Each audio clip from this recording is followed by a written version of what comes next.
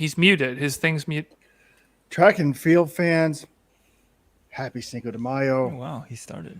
Opening day is here. The Wanda Diamond League lives up to the hype. 2023. Welcome to the 2023 Doha recap show. This is Let's Run.com co-founder Robert Johnson, joined as always by Weldon Johnson, as well as Ace staff writer Jonathan Galt. I love opening day. It lived up to the hype. The big stories here, folks. A lot of people are listening to this.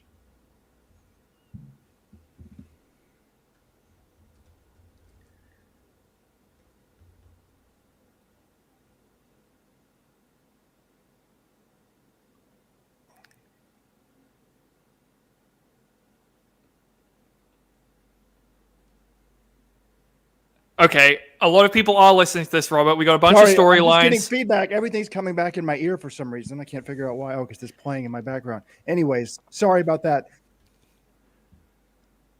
The big stories were Shakiri Richardson. She's back, baby. As if she ever left. 10.76 takes down a stacked women's 100-meter field. Disaster for the American women in the steeplechase. Mucha Gurma, 7:26.18. He lives up to the world record. Indoors, he takes down a stacked men's 3,000, and then a totally loaded men's 200. Fred Curley comes on top, takes down Norman Bednaret DeGrasse. What's wrong with Michael Norman? Women's 1,500, Faith Kipyegon. She was pressed by a young Ethiopian, but in the end, when you run 58.8, you're normally a winner. And 3:58.8, she was fantastic. Great meet. I really loved it. Let's break it down. Sorry for the technical difficulties. If you're just joining us, even if you're watching live, I'll reward you, folks. I meant to do this on National Burrito Day, which was last month, but I forgot. In honor of Cinco de Mayo, if you want one of our Burrito Track Club t-shirts, I will sell it to you at below cost. I will sell it to you today only for $10. Go to shop.letsrun.com, enter the code burrito, and you can get the burrito t-shirt today only for $10. Because I know some people would not purchase it if the profits were going to Shelby Houlihan. So that's today only. Don't do it right now because I haven't put the code in, but once the show ends, I'll put it in and you can get the Burrito t-shirt. We're still selling this Burrito Track Club t-shirt, Robert. I mean, this thing's 2 years ago. Can you just let it go? I will say the most impressive thing so far is we started this thing on time. Usually we set a time and we're about 10 minutes late. This time we already had all these people waiting for us to go live in the lobby. We will go right on time. I think let's try to make that a trend for 2023 when we do these live shows, as we start them exactly when we say we will. Sorry, we had a little technical issues, but I love this. This was great. Track and field's back on my TV. I've got Steve Cram in my ear. I'm looking at the crowd was full at the start. I was a little disappointed because I don't know if you guys noticed. Everyone emptied out by the end of the meet. The women's 1,500, I look at the first turn. I'm like, there were people there 2 hours ago. The meet's not over. Where'd they all go? So that was a bit disappointing because at the start of the meet, the whole stadium looked full. But yeah, I love the Ethiopian 1-2-3 in the men's 3,000. That was terrific race. All three of them, Goma, Barega, and Barahu Aragawi breaking 7:28. Shakiri Richardson was terrific. Fred Curley looked like he was out for an evening stroll and just walked everyone down in the 200. Men's 800 for the third year in a row looks like it might be kind of lame. I mean, 53, 146 winning time. I continue to be disappointed by that event. Robert, come on. You enjoyed that men's 800? I'm not sure if I've ever seen a closing lap in 50.9, 51 flat. Might have been actually under 51. John doesn't understand. He's a long distance guy. He's never coached or run the 800 at an elite level like I have. I'll break that down for you later. Okay. It was a great day. And yeah, Robert, hopefully you've earned that beer by the end of the show. You haven't unloaded any great hot takes yet. Weldon, how are you doing? Happy Cinco de Mayo. Can you see? I got my Pacifico here. I've got about 60 beers here in the room. We're having a third birthday party. I guess that's what you do. My wife just said go buy beer, and I bought a lot. And Cinco de Mayo, so good to be here, everyone. The meet as a whole, John, I'm glad you pointed out some of the things. Like with the Diamond League back, track and field is a circus, man. They cram a lot into 2 hours. especially when you're trying to cover it like we are, which is a little bit different. I'm like, whoa, wait, Shakiri's already racing. And then like the 3K pops up and this other stuff. And then I'm like, wait, where did the people go? There's a lot to talk about besides just the competition. But big picture for me, this meet, Shakiri Richardson, big step up. I thought she was disrespected by the announcers in the start of this thing. I was like, how can they not mention the woman who has run the fastest time this year, granted wind aided, but who I think if there were betting odds in this race, she would have been bet way ahead of Dina Asher-Smith. No offense to what she's done, but I thought for sure she was the number 1 or number 2 in this race, and she showed it. And Lamecca Gurma, my God. And Faith Kipyegon, but like Gurma just toyed with those guys. Like he was just waiting, get him a pace. I think it's time he could go after Coleman's record. Coleman's record. What about Saif Shaheen's world record in the steeplechase? That's what I'm excited about. This is a guy who ran 7:58 basically solo last year. Now he's running 7:26 and making it look easy. Runs 7:23 indoors. I think that can fall at some point. He got the win over El Bakali. He got the win over the other Ethiopians.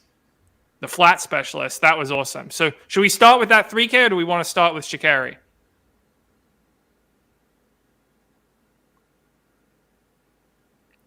Robert, you got to unmute yourself if you want listeners to hear you.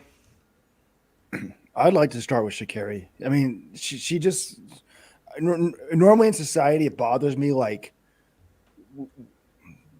we're obsessed with celebrity and people who haven't done anything, like the Kardashians. You star in a porn tape and now you're worth, the whole family's worth like $800 million a minimum. But Shakiri to me moves the needle in a positive way. She's got it. Sometimes it is bad, sometimes it is good, but the talent is there. And like when she popped up on the screen, I was like, oh my God, I forgot about the 100. This is the race of the day for me. And I agree with Weldon. Like, who was the commentator, John? He was like, oh, she was acting like she was like the third choice. I'm like, no. I think she's going to wreck this race. I'm like, could she possibly break a world record? Like, her talent level is so high. Wait, what world record? What are you talking about, Robert? The world record is 10:49. What has she done to indicate she could possibly have broken the world record today? Well, she's run a number of times that are in the 10.7s. I didn't know what the wind situation was, but if you run in the 10.7 wind legal, put a 2.0 wind tailwind or get lucky on the wind, I think you're probably in the 10.5s. She had a 4.1 wind earlier this year and ran 10.57. Like, let's calm down on the world record. But yes, I do think Steve Cram should have given a little bit more respect, especially given that 10.57 she ran a few weeks ago. Getting out of the blocks, I was like, oh, all right, she's okay. Like, she usually has a pretty good start. She was fairly level with Sharika Jackson, who was one lane to her inside for most of this race. But then the end of the race, Shakiri just looked so strong. Her form wasn't breaking down at all. She continues going, running strong right through the line, gets in 10.76, which is a wind legal world leader this year. Comfortable victory over Jackson in second and 10.85, Dina Asher-Smith 10.98 in third. I mean, this was a statement victory. This was Shakiri's first ever Diamond League victory. It was against a woman who got the silver medal at the World Championships last year, and Asher-Smith was the silver medalist in 2019 at the World Championships. Two proven commodities, and Shakiri dusted them at the end of the race. So really, really big step for her. Consistency has always been her issue. It's only 2 races in the 100 this year so far for Shakiri, but she's run 2 A-plus races so far. If she keeps this going, yeah, she's going to be a medal threat and possibly a gold medal threat at the end of the year. Okay, I'm getting crucified in the comment for the world record comment. I agree, it was a dumb comment, but I yelled it out to John Kellogg. Right when the race is starting, like, your gut instinct, like, what do you think's really going to happen? I just thought, like, I think she's going to wreck this race. She's more talented than these other women, and she lived up to it. Yeah, to me, this shouldn't have been a shock because her 10.57 converted to a 10.77 in still conditions. And what does she run today? 10.76. I know she had a plus 0.9, so it's not even as good as that last race. But her start today wasn't good. I thought she was all kind of almost twitched in the blocks, got out behind everybody. and then ran them down. But I really liked, you could tell it meant a lot to her. She put that hand up. She ran them down late. She seemed focused and poised. There was nothing crazy about like her celebration or, there was like. Did she yell Shakiri when she was standing on kneeled on the track after the race? She said something to the cameras. And I think that was what it was, which I thought was interesting. That's what Steve Cram thought she said. And I was trying to figure out, I'm like, I think maybe that's what she said, but I wasn't sure. But the other thing, did you guys, maybe I'm reading too much in this. I wanted more of a celebration. I'm like, come on, girl, you won this thing. I don't know, I expected more. There's so much fanfare around here. Like, I guess in these races, the biggest ones, although she beat Sharika Jackson last year. She's never won a Diamond League, but she did finish ahead of her in one of these Diamond Leagues last year. I wanted more celebration. And then there was one thing I noticed after the race. Anything you guys see? Not coming to mind.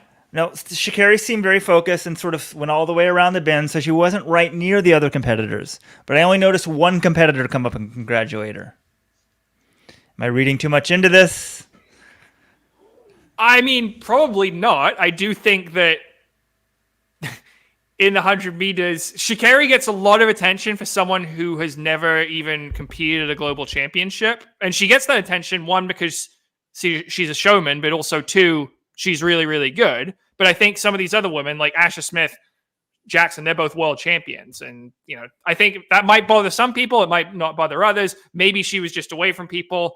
But yeah, it's an interesting dynamic. Certainly, I remember in Tokyo in 2021, me and Robert, we were asking the Jamaicans after they swept the Olympic podium in the 100, what do you think about Shakiri not being there? And they were just not having it, which again, that's right after they win an Olympic medal. So maybe you can understand, but there might be some animosity there, which isn't necessarily a bad thing, but I'm not reading that much into it.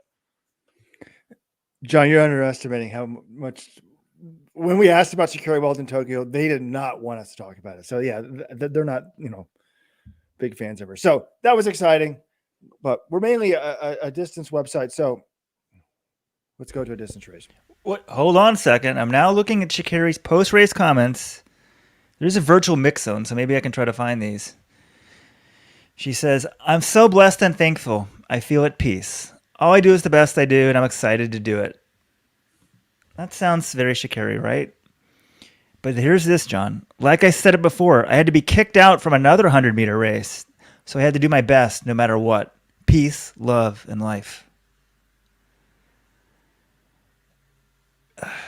Any speculation what that means? Does that mean did she want to run the 100 in Botswana and they thought Shelly-Ann Fraser was showing up? No. My guess is it actually refers to her next race. She's competing at the Kip Keino Classic this next weekend in Nairobi. Shelly-Ann Fraser-Price is also in that meet. Those two are not running the same event. Shelly-Ann Fraser-Price is in the 100. Shakiri's in the 200. That would be my assumption to the race she got kicked out of. This is ridiculous, people. This is track and field. I love it, but let her race, right? Come on. I guess. So, okay, let's call out all of Jamaica right here. Shelly-Ann, you afraid? Are you afraid to race? Look, we don't know that's right what's happening. And I will say this, Shelly-Ann Fraser-Price and Elaine Thompson-Herah, when they were the best two in the world, they would race each other all the time on the Diamond League circuit. So is it just because Shakiri's American? Is it because Shakiri gets more attention? We don't even know if that's happening, but if that is the case, yeah, it's ridiculous. They should be able to race each other. It would be awesome, especially after Shakiri winning today. Can you imagine what the hype would be around that race next week?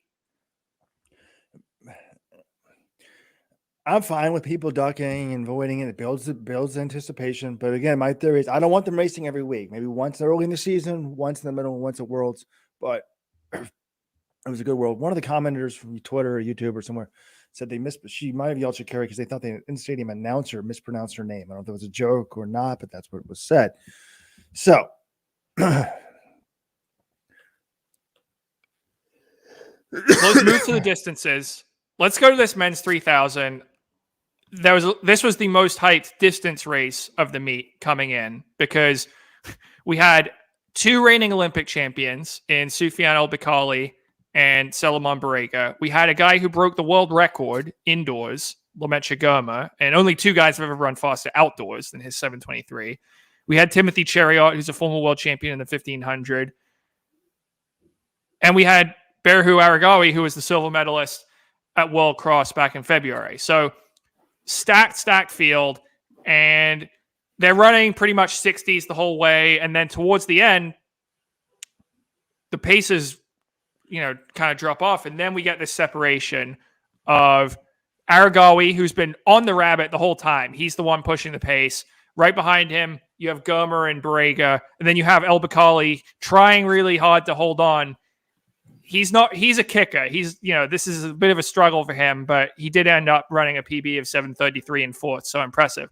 But we get to the bell, and I'm just like, I'm looking because Barega has the bigger reputation as a kicker. He beat Goma to win World Indoor Gold last year in the 3K. He won the Olympic 10K in a kick in 2021.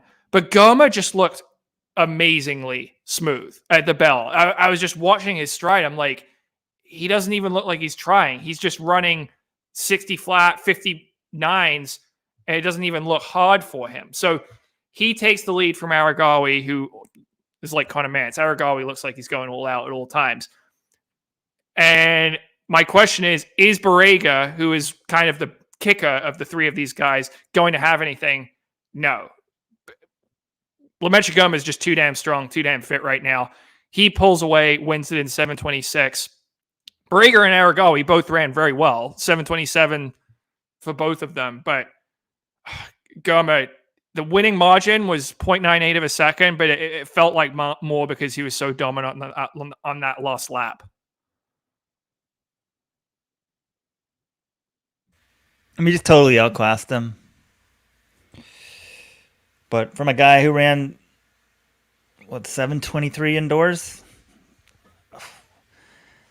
I'm not surprised, except early on in the race when Aragawi was pushing, Germer wasn't right there at the very, very beginning. And I was like, oh, maybe he's taking a little break. Maybe he's not ready to go.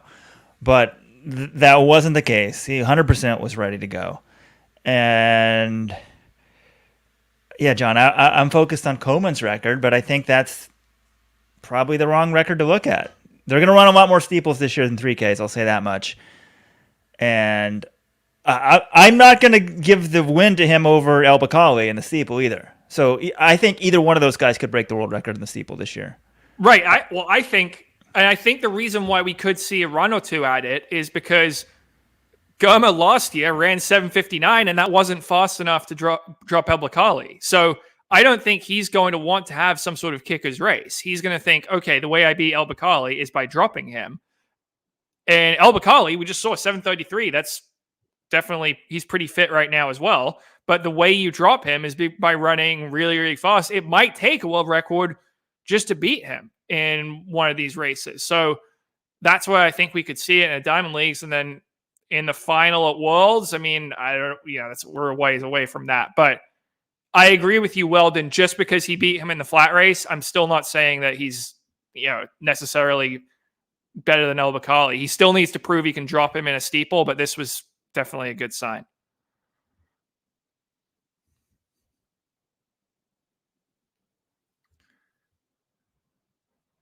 This race was not a good sign, by the way, I like to point it out, John gets mad, for Grant Fisher. You see how hard it is for Fisher to medal because, there's 3 Ethiopians going 1, 2, 3 in this race. Now, thankfully, he's lucky that they don't all run the 5,000 at Worlds, but there's just a lot of talent out there. Actually, the good thing for Fisher is these Ethiopians don't make a ton of money with their contracts, so they do race more often, so they might get the peak wrong. But Gurma was brilliant. I wasn't ruling El Bakkali out until, even though he always does this, he looks like he's hurting, and he always is running a little bit back off the pack, and then he catches up and wins the steeples and kicks. And like 600 to go, I'm like, John Kellogg and I were like, if he's that far back with the lap to go, he was like 5-6 meters, like he's still going to win. 200 to go. But then he got dropped about 500 meters to go, and it was over for him. But, Gurma, we've seen him so brilliant indoors. We've seen him so brilliant in this, but he's always finishing in silver in the steeple. And it'll be interesting if that changes this year. He's only 22 officially. So, he's younger, but the thing that I don't get is we've said it, to lead from the front, you've got to be like a lap better than everybody. Like it's very hard to run from the front and win a race. He could be like, it's like, how is Jacob Ingebrigtsen ever going to lose a 5,000? Because he can keep it close enough and then not kick you. That's what El Bakkali is in the steeple. But, it'll be really interesting to see what happens at Worlds. Can he just front run it? I mean, I think if I'm him, that's your best strategy. He closed better than I thought he would in a tactical race at Worlds last year. I was like, oh, Gurma, he might not have much of a kick. Like, could he be in trouble? No, he was clearly the second best guy at Worlds last year. But El Bakkali was also clearly the best guy in a slow race. I think if you're Gurma, you have to try to make it really fast. And he might be in world record steeplechase right now. So steeple shape right now. So if I'm him, I'm pushing the pace. Maybe you don't need to go to the well in every single Diamond League and do that, but I think you try to take a crack at the world record at least once in the regular season, and then you make sure you're ready to run 750 low in Budapest, because that's going to be his best path to gold. Do you think, now, if you're Gurma, do you think he should try to double in the 5K?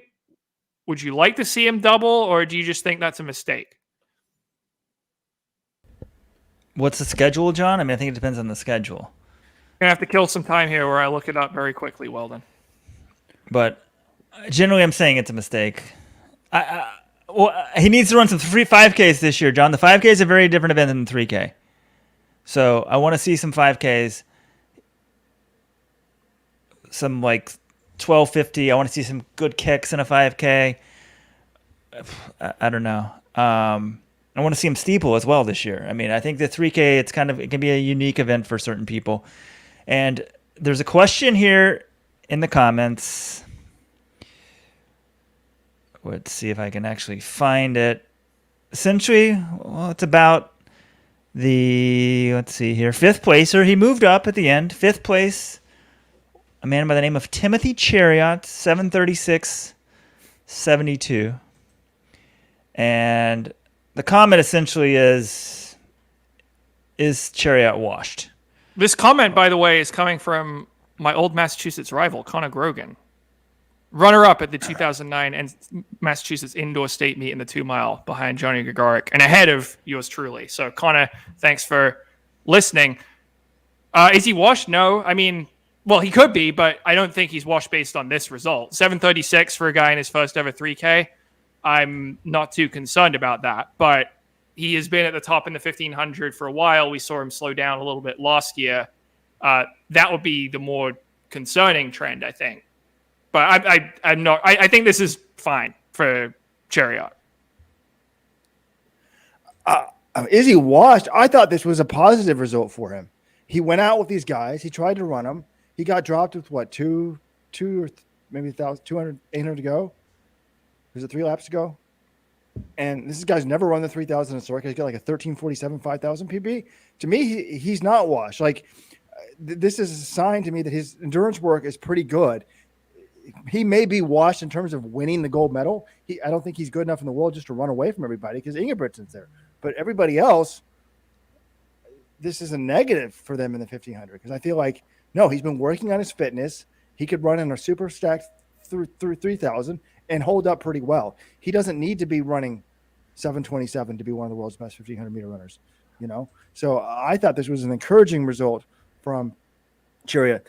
There was a good comment on YouTube about El Bakkali. Someone was saying he's there's a 7-second gap between him and Gurma here, but there's 7 laps in the steeple. So if you're just 1 lap better, 1 second per lap better at hurdling, it helps. And he's so much taller. Like John Call was saying the same thing. This person's like, he's so tall, it's just easier for him to steeple. And John's like, it may feel like the women's barriers for him. Like he's just naturally very good over the barriers. So I think the top 3 guys in this race should feel good. El Bakkali, he does what he always does. He tries to hang in there. He got dropped. If I'm him, I'm a little bit worried about Gurma, but hey, 7:33 was a 4-second PB for him. He's just very good at the steeple. And then Timothy Cherry is decent for showing, getting at Wally. We're talking about the double. Getting at Wally tried the double at Tokyo, ended up being a disaster. Remember, he had run 12:53 in the 5,000, was like the world leader. He was going to do just the 5,000. And I think the Ethiopians made him do the steeple because you think, well, he's run 12:53. How can a guy that fit not just dominate the steeple? Well, he ran the steeple and finished fourth and then was a disaster in the 5,000. So I would, when they've tried to force these things on people, and I was a favor of that in the terms of Wally in the Olympics, it doesn't work. So whatever Gerber wants to do, I would do. But he's good enough in the steeple. You got to be thinking, if I'm him, I'm thinking both world records. I'm trying to go for both this year.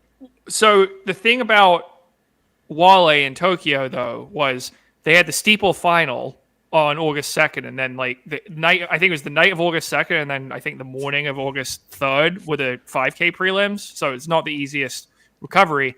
This year, as many people have pointed out in the comments, the schedule is actually perfect for Germa because the steeple prelims are on day 1, the steeple final is on day 4, then you get a rest day, and then the 5K prelims are on day 6, 5K final is on day 9. So that's essentially the perfect situation. The question is, will the Ethiopian Federation want to give one of their 3 spots in the 5K to a guy who is doubling back from the steeplechase? Because traditionally, the Ethiopian Federation, not huge on letting athletes double, and they have other very good 5K runners. So like Weldon said, he needs to run a 5K against the top field on the Diamond League circuit, prove himself. And if he does, then I think, yeah, you have nothing to lose by trying the double because the steeple is first. Yeah, one more final comment on Chariot. He was already washed last year. He's already washed. I'm going there with that. What did he do, John? Tell me all the accolades he had last year. Well, wasn't he like 5th or 6th at Worlds in the 1500? Okay, what was he the previous 3 years? Okay, he went from like 1st and 2nd the previous 2 years, and I guess he was 2nd in 2017 as well. So yeah, I said he took a step back, but all right, I'm looking at here are his Diamond League results. Well then, 2nd Doha, 2nd Eugene. Oh, sorry, 3rd Eugene. Then he was 6th at Worlds. Okay. But then 2nd Commonwealth Games, silver medal against a very strong field. 7th Lausanne, 2nd in the Diamond League final in Zurich. Doesn't sound like he's washed to me. Sounds like he's still one of the best 1,500 runners in the world. He's just not definitively one of the top 2 as he was from 2017 through 2021. Yeah, but our sport's weird, right? The top guys, if you're the best, you can win all the time, over and over and over again. And I feel like a lot of time, once you fall off the pedestal, it's the direction is one way. You don't bounce back up to being the best. So I don't expect him to win Worlds this year. Well, if that's your definition for him being washed, almost everyone's washed. But no, he reached the peak, and yeah, he's on the downside. But could he get up for a bronze or something in Budapest? I wouldn't put it past him. Well, here we go. Comment by Jonathan Turdeman. Tim and Kipchoge riding off in the sunset together. Thanks for the memories. All right. Well, the Kipchoge one, that's a debate for a different podcast, I think. But no, I want to go there almost right now because I thought of something. On our regular season podcast, we were talking, should Kipchoge race Kiptum in Berlin or should he race Evans Chibet in New York? Which do you want to see? And then I was out for a run today, and I'm like, wait, neither one's going to happen. He's the Valencia champion. Don't they want the world record in Valencia? They will pay big bucks, and Valencia will be cemented as better than the Berlin Marathon. Whoa. If they want the world record in Valencia, they would get the reigning champion, Kelvin Kiptum, who is the man most likely to break the world record this fall. That's who you would go after if you want the world record in Valencia. Yeah, no, that's what I meant. Sorry, if you thought I was talking about Kipchoge. No, I mean, just go get Kiptum and put him in Valencia. I think that's the race. I think Berlin is probably out of the equation. Valencia has a billionaire backing the race. Why don't we get it there? I don't know. There's a lot more to talk about next week. John and Robert talked to an Olympic champion today. Whoa, what is going on here? I don't know. Weldon clearly likes the look of himself, and he wants him. We want to see more Weldon. I already see two of you guys. We don't need three. You are identical twins, after all.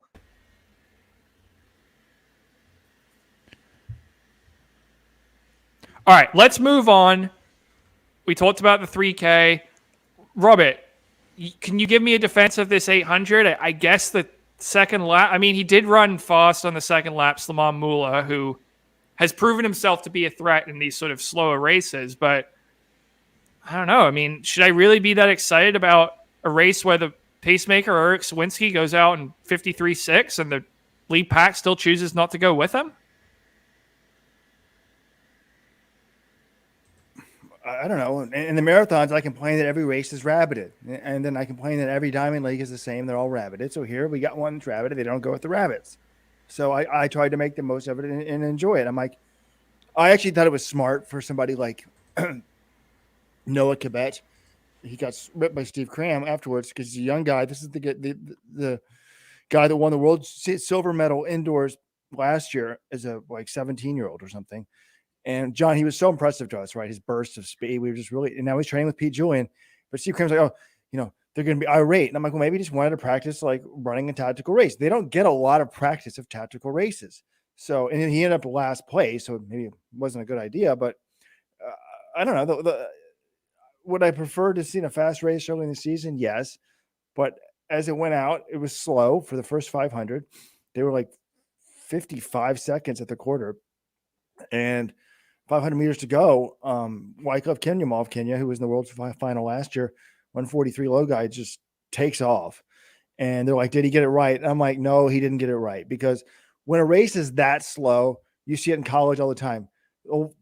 It's very hard to judge your kick perfectly. Normally the person that goes first gets run down. And he did get run down by Moula. But Moula was dominant in this. I mean, he runs 51 flat, 50.9 maybe the last lap, 146.06. Kenyama second, 146.61. Sajati, who won the silver last year, 146.97. So Algeria goes 1-3. And then Clayton Murphy, 147.96. It was very similar to his race in Botswana in that he ran hard all the way through the line. I like the way Clayton Murphy looks. The results haven't been good. To get beat by 1.9 seconds isn't amazing, but in Botswana, he went wide at the turn, was in last, and moved up to the middle of the pack. Here he went out more in the middle of the pack. He was like fifth almost the whole race and finishes fourth. But I don't know. I'm optimistic for Murphy this year. Like I feel like I was worried after indoors if he might be washed. But I also remember that less than 2 years ago at the U.S. Olympic trials, he ran a race that I think he would if he could produce that same race at the Olympics, he would have won the gold medal. So, it's a race that it is what it is. I think Murphy would have a better idea of where he stands if they'd gone with the rabbit. Now, there was a comment, I think, actually, when people were just waiting on YouTube for the race for our show to start, someone's like, Sawinski should have taken this race and won it. And I agree with that. Like, has Sawinski run under 146 in the last couple of years? Like, he did a great job as Rav. He's like looking over his shoulder. He realizes they're not there at 300 and slowed it down. But he still had a huge gap at 400. I'm like, can't he just run, keep going? Well, sometimes they have in their pacemaker contracts that you're not allowed to hang in and win the race. So I don't know how it works with these things. Like, if you do that and then you show up and win, maybe you don't get invited back from extra pace work. So only Eric would know what's in his contract there. But I guess, Robert, I shouldn't be that upset. One thing I love about the 800 is you get all different types of styles of races, and the tactics become so important. Like we saw, Kinyamal cost himself the race by burning it too hot too early. And that was, Moula hangs on, he keeps his powder dry until the end, and then he wins it. Granted, Moula is also, generally the strongest kicker of this field. But yeah, I guess it wasn't that bad. It was still kind of fun to watch.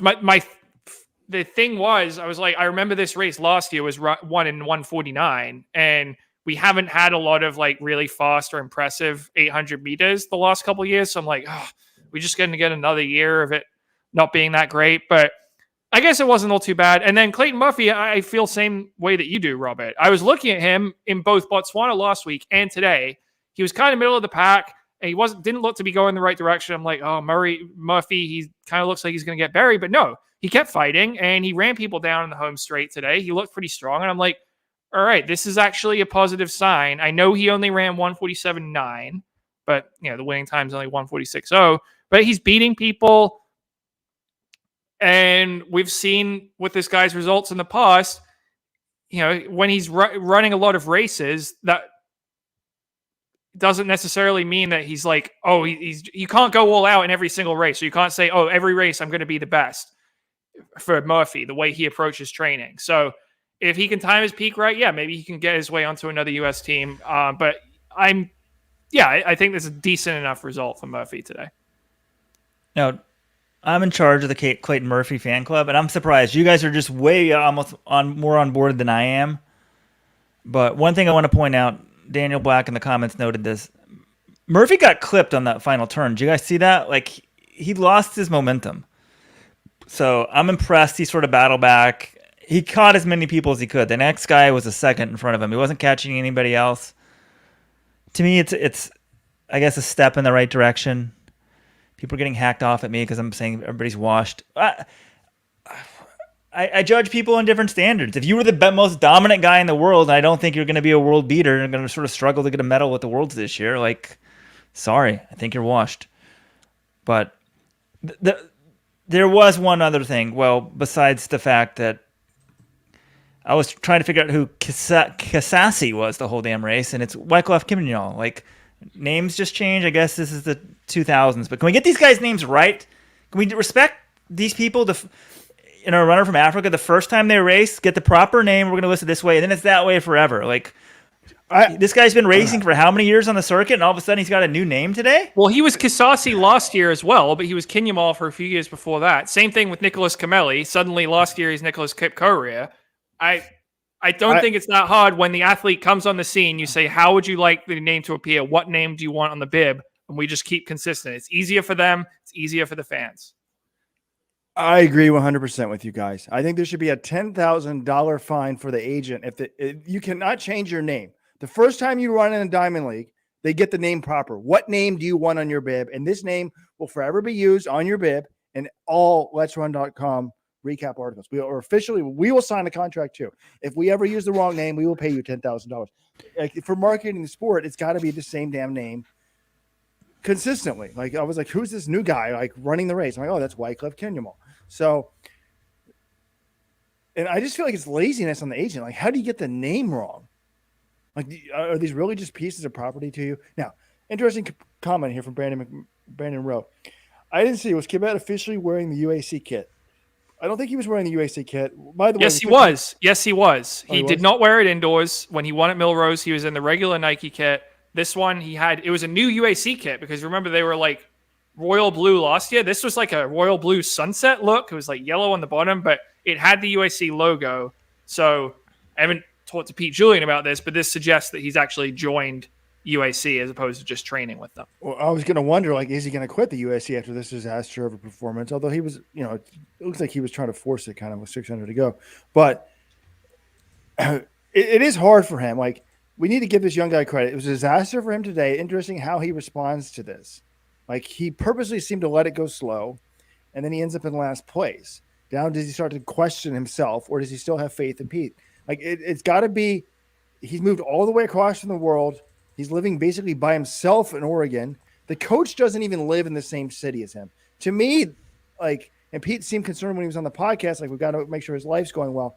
Look, dude, Noah, if you need an 800 coach, move to Baltimore. I will show up at your practice every single day. When you want to run easy for 30 minutes, I will be there. So that's got to be tough for him. If I was him and that young, I would want teammates at practice, people to run with every day. You're in a new country, thousands of miles from home, burning a lot of cash on rent and stuff that you wouldn't be spending in Kenya. It seems kind of wild to me. All right, the Diamond League 2023 season is officially underway. Robert has offered to coach an athlete who had a bad race. We know track is back, baby. I love it. I'm trying to show here Kibet's jersey. This is the best thing in the race. There it is right there. Blue, bright colors, some orange, way better than the rest of the Nike kit. Everyone else in the Nike, they're wearing like the exact same thing as usual, which we complain about. I'm gonna go, this guy looks different. Oh my gosh. If I say this though, will Nike then change the colors? Sort of looks like Hoka colors. It Oh, does. now they're gonna change it. But it's a great look. Much better than everyone else racing in the same thing. So I don't know. I noticed it. I like the kit. Although now I see the 4 Nike guys together. Maybe it makes them stand out. But I was a fan of the kit. And race goes slow. You get your doors blown up. I'm sort of shocked he ran that slow. I mean, what was his last 400? It must have been atrocious. Well, look at, I mean, you can see him in the video here. He gets his doors blown off at the last 50 meters. But, all right, let's move on to the women's steeplechase. Because, and look, this was a great battle for the win between Winfried Yavi and Sembo Almayu, the 18-year-old from Ethiopia. She was second in 9:05.83 personal best, but Yavi of Bahrain got the victory. She was fourth, lost a couple of global championships. 9:04.38. Good battle up front. I like to see them fighting for the lead. It was a fun final lap, but I think we have to talk about the Americans here because this race really could not have gone much worse for them. Emma Coburn, I don't know if you guys saw this, her uniform and her spikes did not make it to her in Doha, with her to Doha. And normally I would say, what the heck is the athlete doing? You always pack that stuff in your carry-on. You got to do it. Well, guess what? She did put it in her carry-on, but then her carry-on was gate checked. So they had to check the bag. It didn't make it to the plane. It didn't make it with her to Doha. So New Balance actually had someone fly out from Boston with new kit and new spikes to get it to her before the meet. So not a great start to her trip.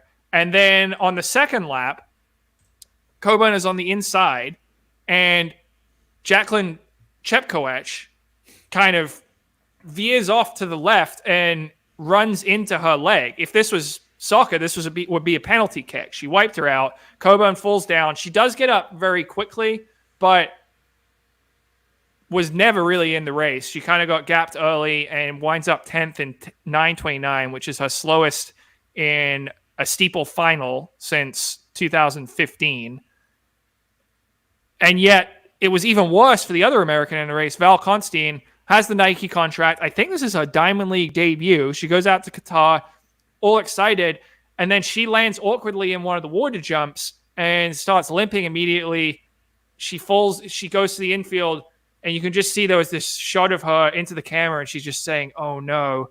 And she realizes it looked like a major knee injury. Like, I'm worried she blew out her ACL or something like that. It did not look good. It looked very painful. So hope she's okay, but she had to drop out of the race. So really an all-around disaster for both the Americans. Constein, we'll see if she's healthy or not to continue racing this season. But I want to ask you guys, Emma Coburn, she fell in the race, but even still, this was not a good race for her. Like, are you guys worried? 9:29 in her season opener in the steeple. How concerned are you about Emma Coburn right now? I'm not. These people in the comments, the U.S. steeple title is Wayman's to lose. Please. We're going to judge Emma Coburn. She got, clotheslined by this girl. This girl should be disqualified. I'm all about letting them race usually. John, you said she, knocked her down. She was hurtling in the air and got swiped in the air. That should be a DQ. I assume falling like that can really throw you off. Perhaps I should be more upset than that. But I don't know. I'm going to pull up here her 3K best. Okay. She's running all right. Didn't she run pretty decently indoors? What'd she do this year? Well, she went out to Australia to run the mixed relay at World Cross Country. Indoors, she ran 4:10 and 1,500 out there. She ran 4:28 in the mile indoors. Fine. Decent results. Robert, are you panicking at all, or you just think this is a bad race and she fell? We shouldn't worry too much.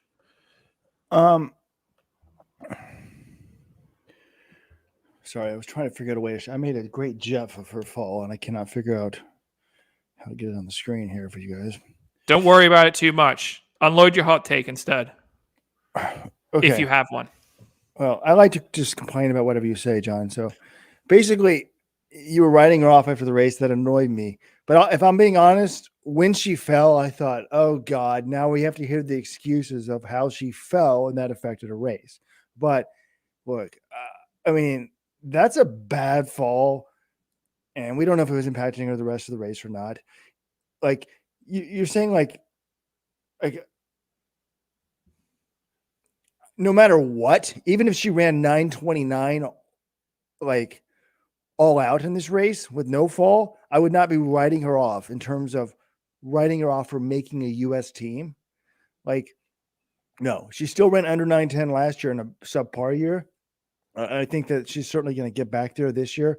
I'm just wondering, like, I felt like this was the gold medal could be back in play here with the dopers thrown out of the event and stuff like that. I didn't see anything like that early in the race, but she's never run fast. You know, she's never even broken 9 in her career. So it's just, you know, maybe that's just never going to happen for her. So unlike Weldon, I am a little bit concerned, and I was concerned coming in.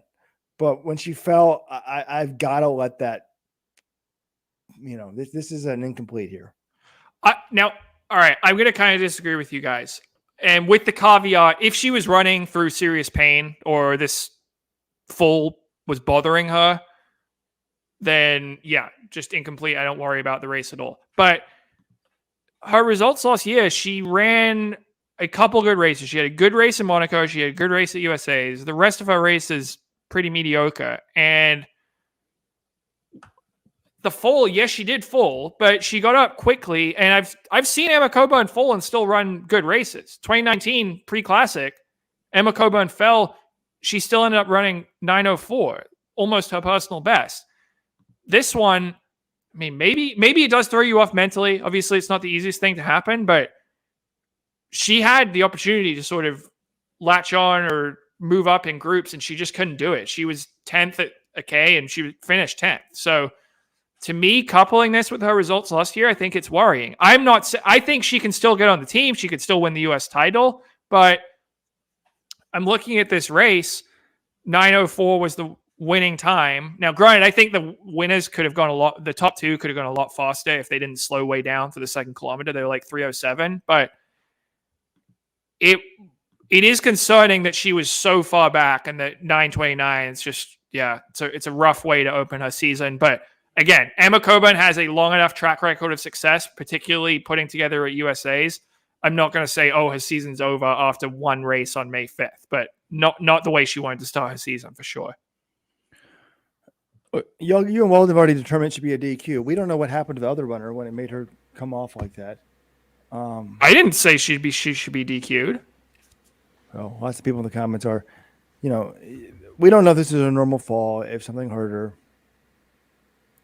But I would like to see what Emma has to say after the race and how she feels about it. But Bart in Virginia wants to know what she normally opens up with. We've talked about this, I know, last year and the years past. It's normally pretty consistent, right, John? Guess I could look that up. Well, okay. Last year she opened up a little later at 9:18. 2021 it was 9:08 in Doha. Doha was a little later in the season. 2019 9:08, and 2017 9:14. So she was opening up far. Like, this is well off of her usual opener, and it was the slowest time since the Diamond League final in 2015 in Brussels. So outside of prelims. Maybe I'm just a contrarian, John, because beforehand I was like, Emma Coburn's not that good. You know, she's not what she once was. It's like some of these guys on TV. I won't say names so people won't know what shows I watch or used to watch. But she fell. I guess you can say this at some point. You're used to going this, like talking to Corey McGee.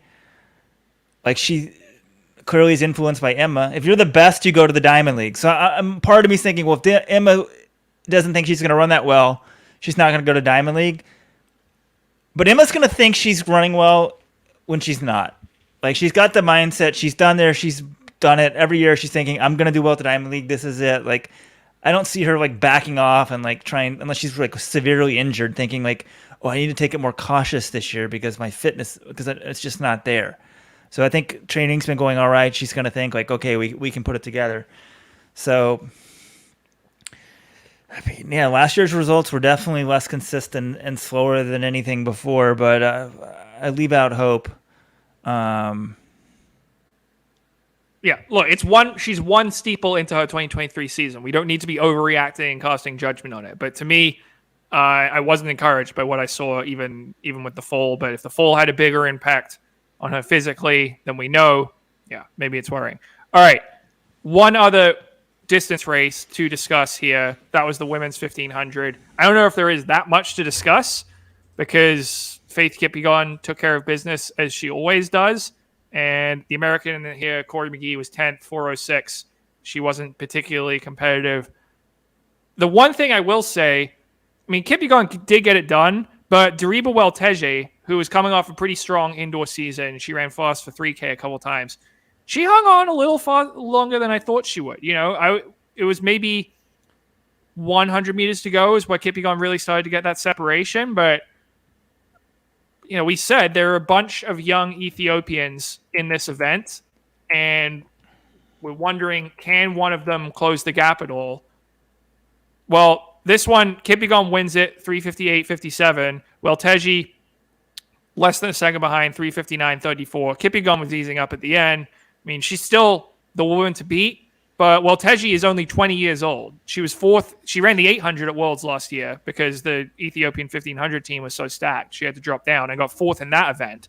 She's run 157.02. She could be the woman to sort of threaten, but Kipyegon's still the queen right now.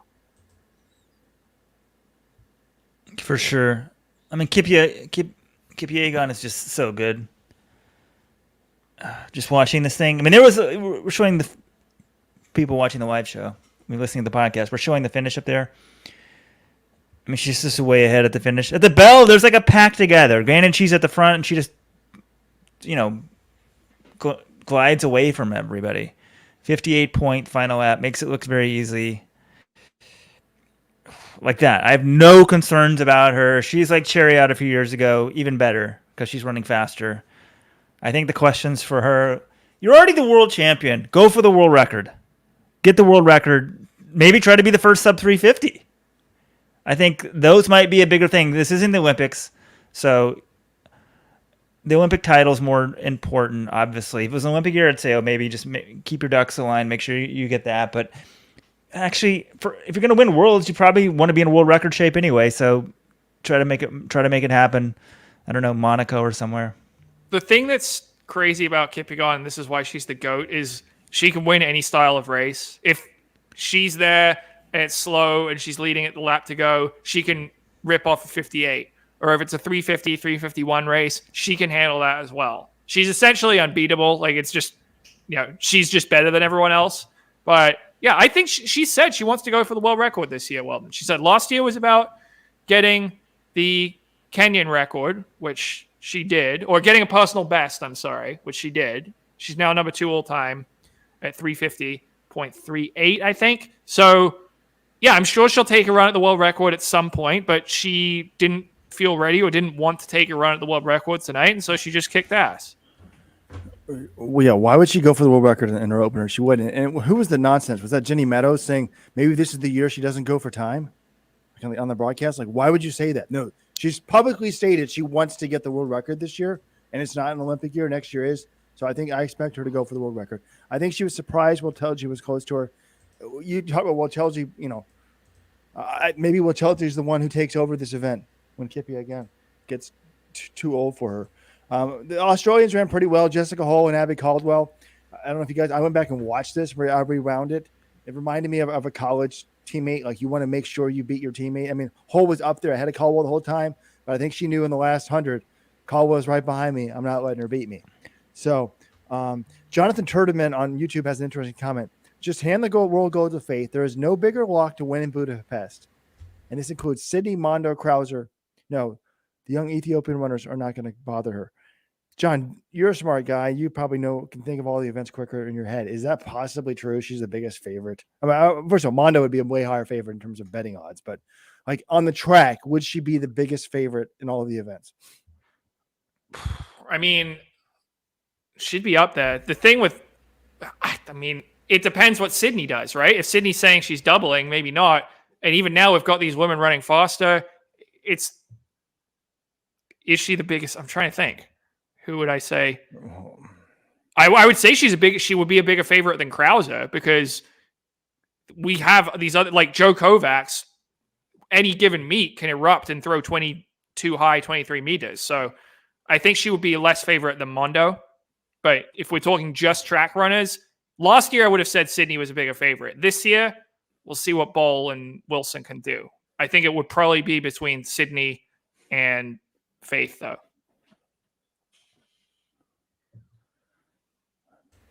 The bigger question, John, is will Faith win the London Marathon next year? Well, I mean, this Hassan thing is so sick if you think about it. I don't expect Hassan to run the 1500, but that's why it would scare me if she did. So, oh please, yes, that's what we need. Forget about this 5K, 10K stuff. We know you'll win one of those. Go run the 1500. That's what we need, right? It'd be so fabulous. I think she'd get beat though. Like we saw in 2021, Faith I guess Hassan did beat Faith Kipyegon once in 2021. So yeah, I don't know. That would be great because those are just two absolute legends of the sport. Well, is there one thing we didn't talk about? I don't think about in the women's steeplechase. Did we talk about the second and third place finishers here? I mean, these really, I know they only ran Simbo Almayu of Ethiopia ran 9:05.83. She was the silver medalist at World Juniors last year. And then Faith Kipyegon, who had won World Juniors and was quite good last year, she basically equals her PR. It was 9:06 last year, 9:06. So I know they didn't win, but I thought that was encouraging results for two people who are 18 years old, I believe.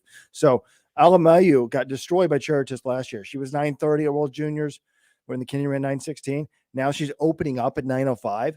Like those were really like, I think it's fair to say, okay, it's good for Coburn that, Gerudo's been popped and Chepkoech is certainly not what she used to be.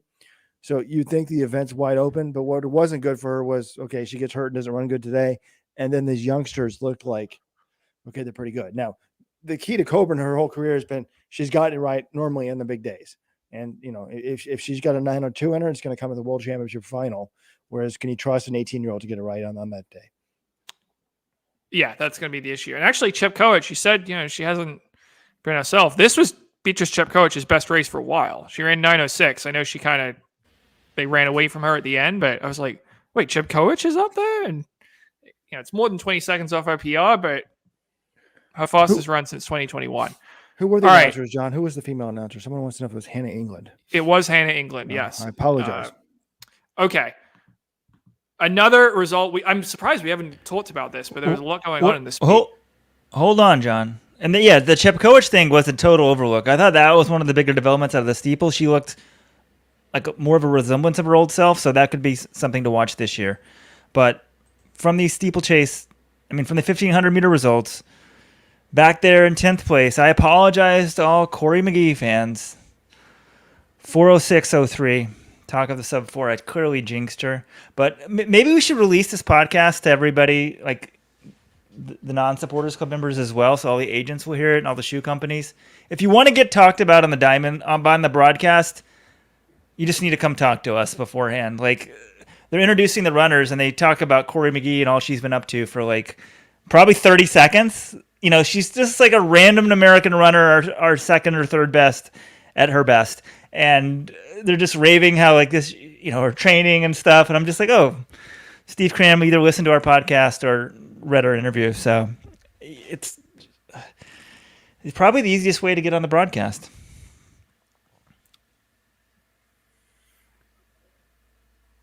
It also shows the bias because I expected her to rock it since she was on that podcast. And I listened to it. I'm like, oh, she's in the form of her wife.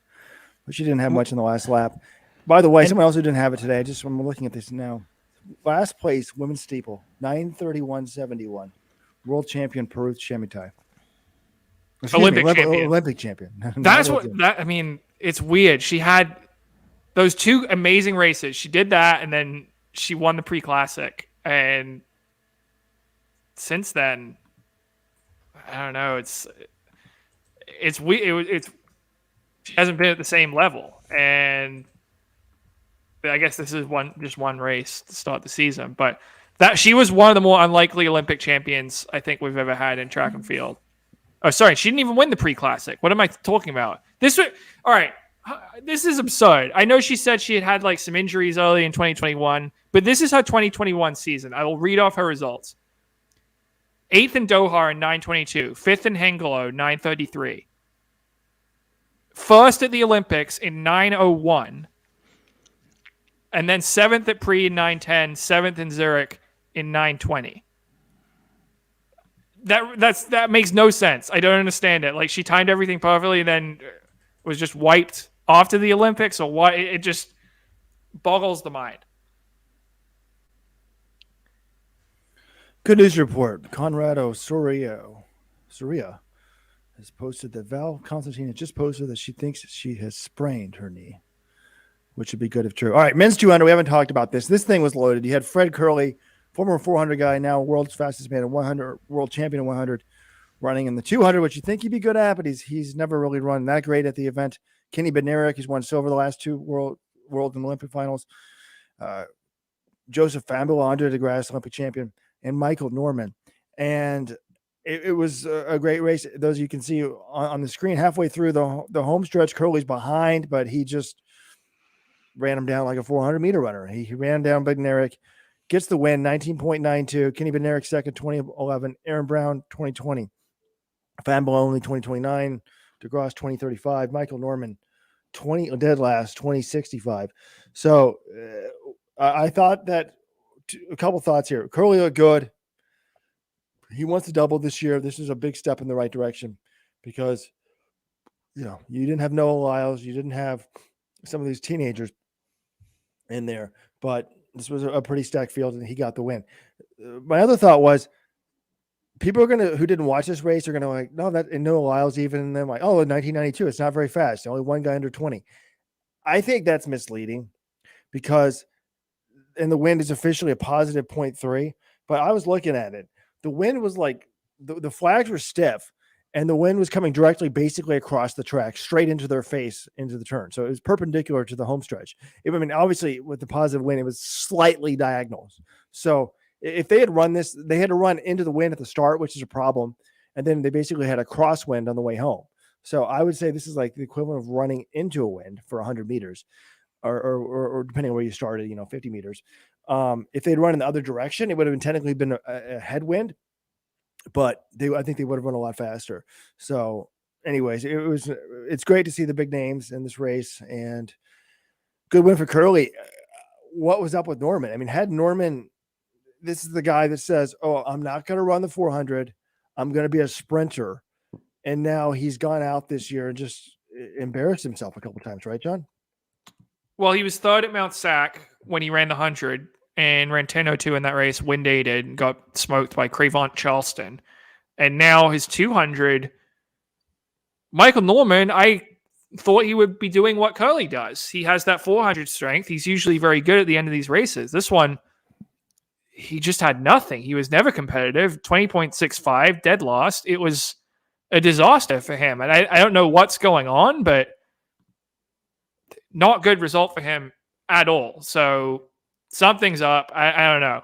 Curley, I was very impressed by. He just looked totally under control. I thought it was going to be weird because we were hyping up the Curley versus Norman showdown, and Kenny Bednarek, who usually goes overlooked in these things, but is the silver medalist, the last two global champs in this event. He looked like he was going to run away with it, and then no, Curley comes on and just kind of. Curley didn't even look like he got out of his, about fourth gear or fifth gear. Like he still looked like he had something left. I was impressed by that. Also, interesting look. He's got what do you call the shorts he was wearing? Are those bun huggers? Are those like quarter shorts or quarter? They're like tight, but they're only half tights. No, they were like quarter tights. Maybe that's what you would call them. I don't know. Someone in the comments, what's the official name for that? I can't remember very many men wearing those kind of shorts in a race. Couple that with the Oakley glasses, the clear like visor. It was just a very interesting look. But the lesson is, if you're fast, you can make anything work, because you're like, wow, that dude, he's ripped and he's winning this race. Like, he was very impressive. So interesting look, distinctive look in his first year with with Asics, and a good win for Curly against a pretty solid field, even though the time wasn't that great.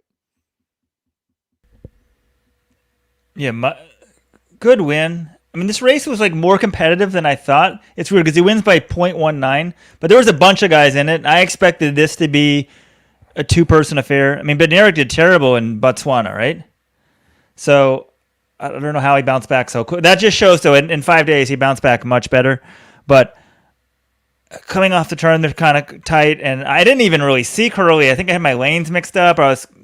Bednarik was surprising me, so I was trying to figure out where the hell Norman was, but he was doing so poorly. I was just sort of confused. And then, like, Curly just sort of is almost like Shakiri bit in the 100. She just sort of kind of comes on at the end, just kind of keeps going. I'm just like, oh, wow. But Michael Norman, I hope he can turn it around. Clearly, the guy's super talented. But I also feel like he's the type of guy, when it's not going well, he wants to show you how hard he's sort of trying. I feel like he kind of gets caught up in his head. You know what I'm saying? Is anything I'm saying sort of make sense? Sort of. I mean, I remember listening to him do an interview last year, and he was talking about how he essentially he was just so focused on winning the gold medal. Like, his diet was super strict. Like, everything in his life was focused around, how do I recover for the next training session? How do I win this gold medal? Like, he's such a hard worker and dedicated, and when that's going well, that can work for you. But if the results aren't following, it's a huge stress when you're defining your worth in terms of your results. It can be difficult if you're going through a rough patch. So I hope he's doing okay mentally. This was not a good result. We know he's got the talent. I know he's got the talent in the 100. I still think he could be a good 100-meter runner. You don't, like, 9.86. The clock wasn't broken. He ran a 9.86 in the 100. He's run 19.7 in the 200. I don't think it's unreasonable to think he could run fast in the 100, but something is up with him at the moment. I don't know what it is. We're talking about Norman? Yeah. But putting on my coaching hat here, I don't have a problem with this. The guy's one of the world's best 400-meter runners. He sees Curly move down and thinks, oh, anyone can do it. Let him do it this year. Let him struggle. Then he's not doubting, oh, should I be a 400-meter guy? He's all in next year on the Olympics and can go for the gold. All right, let's talk about what we have coming up. Oh, by the way, Jasmine Camacho Quinn, 12:48 in the 100 hurdles. Javon Harrison won the high jump, some other events. Check out the written recap for a full event by event recap. But quickly on Harrison, somebody here in the comments is asking, do you think he should give up the long jump, or do you think doing both helps him? But I feel like he's a much better long jumper, no? I mean, I feel like he's done better in the high jump, at least the Diamond League. But I'm just trying to double check that here. Yeah. Last year he didn't really long jump at all on the circuit. I feel like the high jump is more of his focus. But what do you guys think? I mean, I guess it kind of depends how much time he's spending on both these events in practice. Does he think that by dedicating more time to the high jump, he'd be able to I mean, it's probably not going to hurt, right? But if the long jump's something he enjoys doing, I think it's cool that we just have a guy who is a world-class in two events. I guess he hasn't been as good in the long jump the last couple of years, but I just think that's a cool niche to have in track and field. So I'd like to see him keep doing it, but yeah, which one is he going to have a better chance at winning medals and doing stuff in? It looks like it's going to be the high jump at this point. All right, someone wants to know what Jared Negus is going to do tomorrow on the sound running event. When that 3,000 went off, John Kellogg said, is Jared Negus in it? It would have been nice to see him in this. today. But it's also going to be nice to see him in the 800 tomorrow. Yeah, well, he's racing against Isaiah Harris in this 800 and Tonatio Lopez of Mexico, who's run 143. Apparently, the pace, according to what Jesse Williams said yesterday to me, the pace is tentatively going to be 50 or 51 seconds through 400 meters. So I put up a poll in our preview article, where do you think he runs? I would say I think he'll run this time in the season. I'm guessing maybe they might have backed off a little bit after indoors. I'm going to say he runs 146.7. If he runs 145, I think everyone should get very excited. And if he runs like 148, it's kind of disappointing. But anywhere in that 146, 146. He ran 148 in March of 2019, which is his last 800. It's also his personal best. But yeah, my prediction, if the pace goes as it should, I'm going to say he runs 146.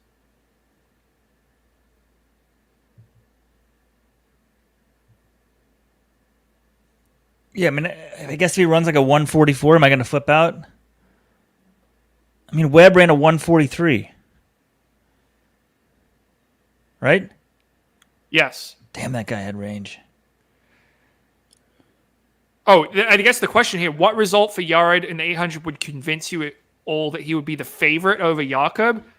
I mean, even running 143, I'm not going to make him the favorite. Jakob, again, Yared Nuguse has not run a step in a global championship. Jakob won the Olympic gold at age 20 and was silver last year. So Jakob's still going to be the favorite unless like Yared wants like, even like, I don't know, 140. I mean, he's not going to run 142. But I don't think there's really a result that would say Yared should be the favorite based on a regular season 800 in May. Jakob's still going to be the favorite. I wish our sport was serious enough you could bet ahead of time. If he ran 143, I'd take a Brinks truck to the gambling place and just bet it on him. Look, he only ran he's not an 8 guy. Like, he only ran the 800 one time in all of college, 148.29. To me, the mark to beat is 146.44, which is Jakob Ingebrigtsen's PR. And I don't know. It's kind of like with Nagusa's endurance, Jakob's not going to. I mean, it's going to be hard to like front run away from him. So if he's got better speed, I'll be super impressed. I expect him to run, I think, 146 or 147. I'm going to be really impressed. 145, 144. I think he's going to win the gold medal. Okay. And then we should talk about Caitlin Toohey in this 5,000 meters tomorrow, Robert. It's a very strong field. Josette Andrews is in there. Melissa Courtney Bryant and Jess Warner-Judd from the UK, both sub-15 runners. Whitney Morgan, Ellie Hennis, Emily Infeld, and of course Toohey.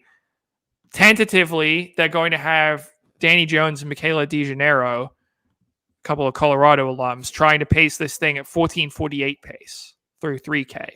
So do you think Toohey will be able to hang with that? If that's what I guess, do you think anyone in this race will be able to hang with that? I feel pretty good about Josette Andrews based on what I've seen from her so far this year. But do you have predictions in terms of a time for Toohey and who might actually win this race?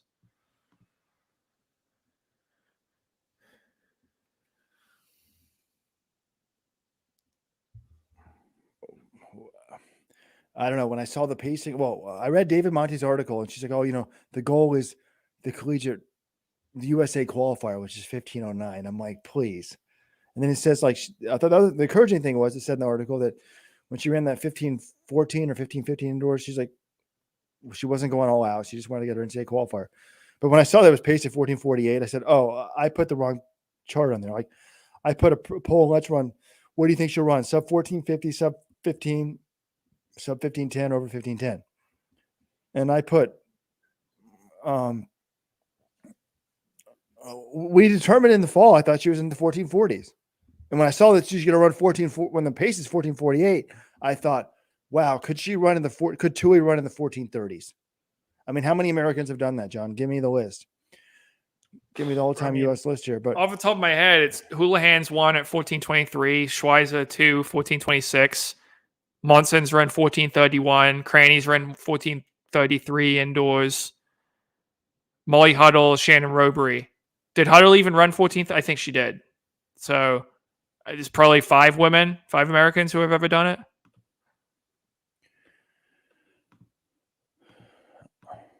I think Andrews is. What's her PB? I think she's going to win the race. 14:51 so PB. I think Ellie Hennis, Lori Hennis' daughter, doesn't get enough credit. Like, we got to remember indoors at that Milrose 3000, Tui did not go with the pace. Hennis did go with the pace. Now, Hennis blew up, but all-time U.S. list 23, 31. I mean, Monson's run 31, Robery 38, Huddle 42, Flanagan 44. So what's Andrews' run, John? 14:51. That makes sense then for 48. I think I'm going to predict Super Shoes. Well, I mean, Jenny Simpson, almost 15 years ago, ran 15:01, winning by like a minute without Super Shoes. Tui's better than her, I think, at 5,000, plus she has Super Shoes. So it's a second a lap for me. I'm going to say Joe said Andrews wins it in 14:43. Tui runs 14:48. What about you? Okay. I think Andrews will win it. I'll say 14:45 for her. And then I'm looking at, I mean, the thing is, Tui, she's run once out. She ran a couple weeks ago at Winston-Salem, 4:08, her first 1,500 of the year. That's not a bad result, but she ran faster outdoors last year. She ran 4:06 when she won ACCs. Granted, it was a little later in the season. If she's in her indoor fitness, I think Tui could run sub 14:50. I'm just, the only thing I would say is, they said in that David Monti article, she's really focused on being at her best in July because she wants to make the U.S. World Championship team. So in that case, I do think it's possible. They had a big cross-country season. They had a big indoor season. They may have backed things off a little bit after that. And if they did that, maybe she's not ready to run super crazy fast right now. But I guess why else would they fly out to California for this race? She already has an NCAA qualifier. So yeah, never mind. She's going to run. They wouldn't fly out to run this race in California if she wasn't going to ready to run something quick. So I'll say 14:53 for Caitlin Tui.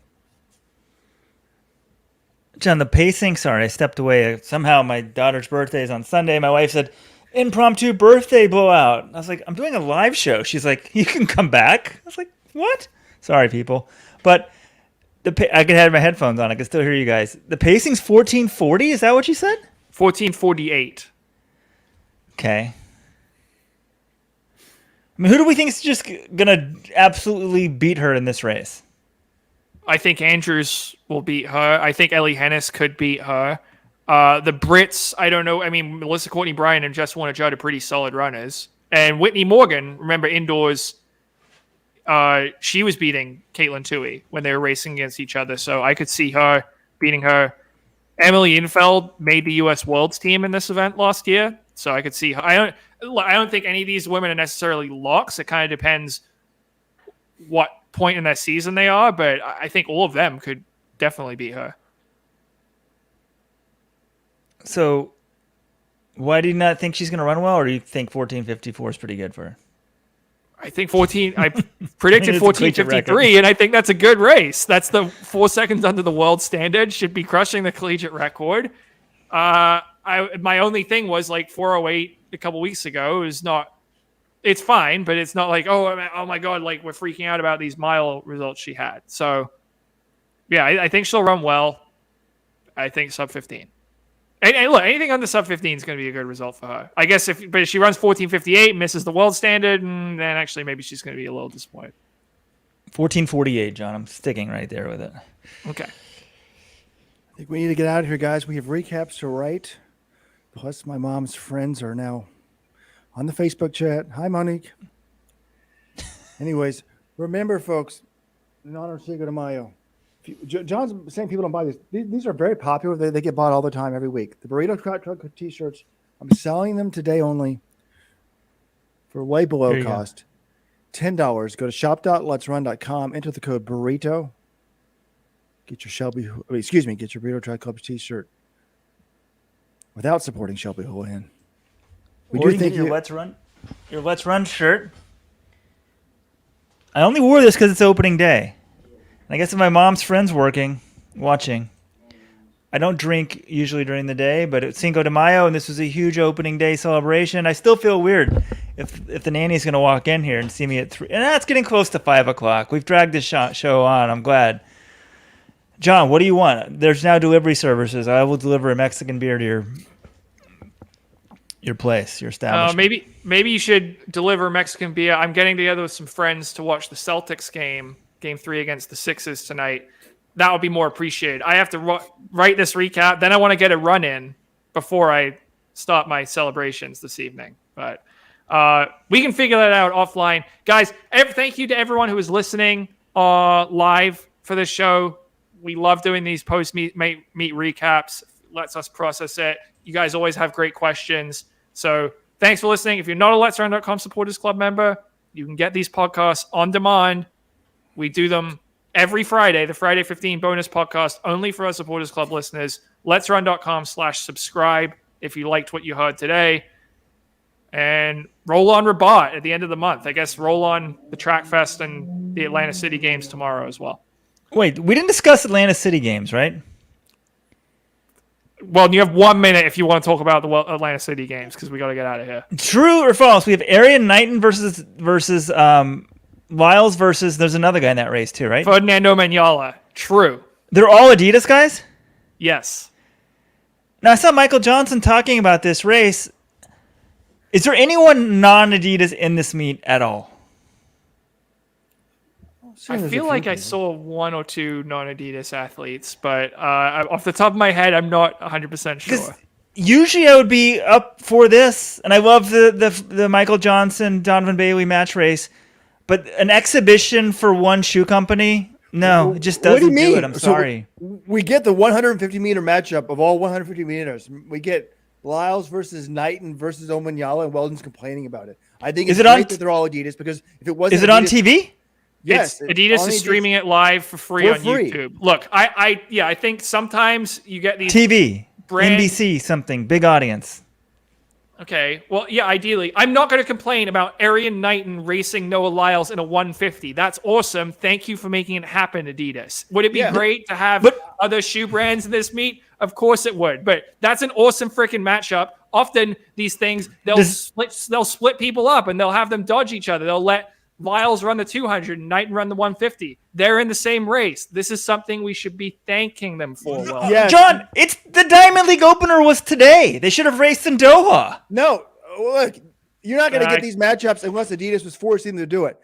I'm still waiting for someone to pull out, but I think it's amazing they're doing it. And Weldon's complaining that they're not all in Doha. They wouldn't have all been going to Doha anyway. So I'm happy that we have it. I'm happy that Adidas is sponsoring them because they do it. We've seen this indoors with New Balance, and New Balance will put all their damn stars. They'll put Sydney in a 300, Fem Cabol in a 400. Somebody we've never heard of will run a 440. Somebody else will run a 500 yards. Somebody else will run the 600. It's a joke. This is actually good, and it's broadcast for free on the Adidas YouTube channel. I'm not going to complain about it. So okay, it could be worse. I guess you're right. Thank God they're racing together. But I was like, wait, this is a great matchup, but I don't know. I feel like it was in the Diamond League. It would be getting way more buzz. It would, because it would be global. Well, I guess this is globally televised, but yes, it would get more buzz because that's the biggest stage regular season in our sport. And Noah Lyles in the past has gone to Doha and run Diamond Leagues. Like if Adidas wasn't making him run this meet, I think there is a decent chance we would see him at Doha. But it's a good matchup. I'm happy it's happening. They have a nice little rivalry there. Let's see who gets round 1 in 2023. And maybe it's Omanyala, who just ran a windy 978 last weekend. So I think, actually, all right, quick pick. Lyles, Knighton, Omanyala. Who you guys got for the win? Is it 150 straight? Yes. Still going Lyles.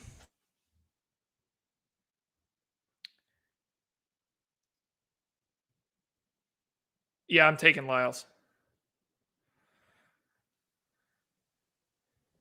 Knighton's my third pick.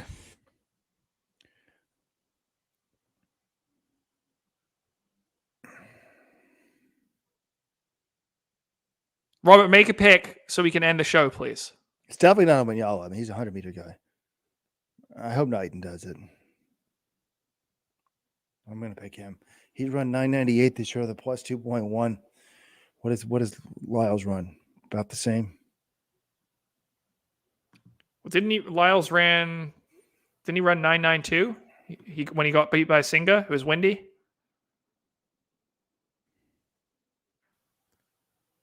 Yeah, he ran 992 with a 2.6. So they look to be in pretty similar shape. But yeah, I think Lyles deserves to be the favorite, but I'm hoping Knighton wins. All right. Okay, Until next time. that's it. Bye-bye.